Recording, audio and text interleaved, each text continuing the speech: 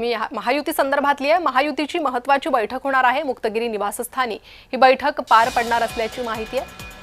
जागा वाटपा संदर्भात रात्री 8 वाजता बैठक होणार आहे। महायुतीत 150 जागेवर एकमत झालं असून उरलेल्या 77 जागेबाबत महत्त्वाची चर्चा होणार असल्याची माहिती आहे। आज कदाचित सर्व जागेचा तिढा सुटणार अशी शक्यता वर्तवली जाते। जागा वाटपा संदर्भात रात्री 8 वाजता ही बैठक होणार आहे। महायुतीची ही महत्त्वाची बैठक। तर मुंबई महापालिका निवडणुकीसाठी दोन्ही पक्षांनी कंबर कसलेली आहे। जागा वाटपा संदर्भात आता चर्चा अंतिम टप्प्यात आल्याचं कळतंय। 150 जागांवर चर्चा ही झालेली आहे। मात्र काही जागांचा तिढा जो अद्यापही कायम आहे त्या जागांसंदर्भात आज चर्चा होऊ शकते। अधिक माहिती या बैठकी संदर्भात आपण घेत आहोत। आमचे प्रतिनिधी मनोज दयाळकर सध्या आपल्या सोबत जोडले गेले आहेत। मनोज, आपण पाहतोय महायुतीत महत्त्वाच्या बैठकांचा सिलसिला सुरू आहे। दोन्ही पक्षात जागा वाटपा संदर्भातली चर्चा सुरू आहे। आज अंतिम जागा वाटप होऊ शकतं आणि जागा वाटपाचा हा तिढा सुटू शकतो अशी माहिती आहे। तुमच्यापर्यंत काय अपडेट?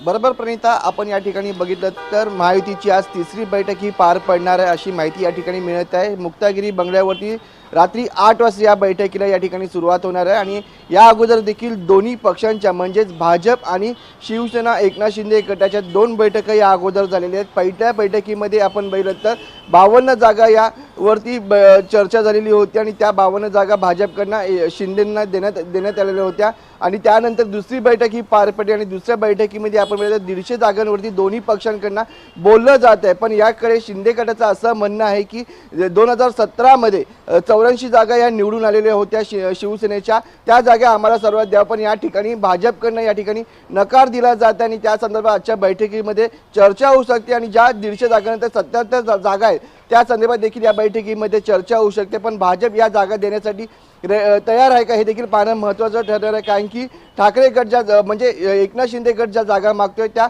ठाकरेंच्या समोरच्या आणि ठाकरे आणि एकनाथ गट मध्ये ज्या म्हणजे जेव्हा निवडणूक होईल तेव्हा नुकसान हा महायुतीला मोठ्या प्रमाणात होईल असं देखील या ठिकाणी म्हटलं जाते। त्यासाठी भाजप या ठिकाणी नकार हे शिवसेनेला देत आहे। त्यामुळे आजच्या या बैठकीमध्ये काय निर्णय घेतला जातात जागा संदर्भात हे देखील तेवढंच पाहणं महत्त्वाचं आहे, कारण की दोन्ही पक्षांमध्ये जागा वाटपावर पेच हा निर्माणच झालेला आहे आणि तो वाढतच आहे। पण या ठिकाणी दोन्ही पक्षांकडनं बोललं जाते की आम्ही 150 जागांवरती आमचं एकमत झालं असलं तरी आपण या ठिकाणी बघितलं तर ज्या उरलेल्या जागा आहेत आणि ठाकरेंसमोरच्या जागा आहेत त्यावरती अद्यापही पेच हा कायमच आहे, त्याच्यावरती कोणताही निर्णय झालेला नाही। त्यामुळे आजची ही बैठक आपण बघितलं ती देखील महत्त्वाची आहे आणि या बैठकीतून हा निर्णय सुटतो का, जागा वाटपाचा पेच संपतो का हे देखील पाहणं तेवढंच महत्त्वाचं ठरणार आहे। अगदी मनोज, या बैठकीत कोण कोण उपस्थित राहणार आहे या संदर्भातली काही माहिती येऊ शकते का? कारण काही महत्त्वाच्या नेत्यांकडे प्रत्येक पक्षाकडे त्या नेत्यांना निवडून तशी जबाबदारी देण्यात आलेली आहे आणि त्याच नेत्यांकडून आजपर्यंत जागा वाटपा संदर्भात चर्चा होते किंवा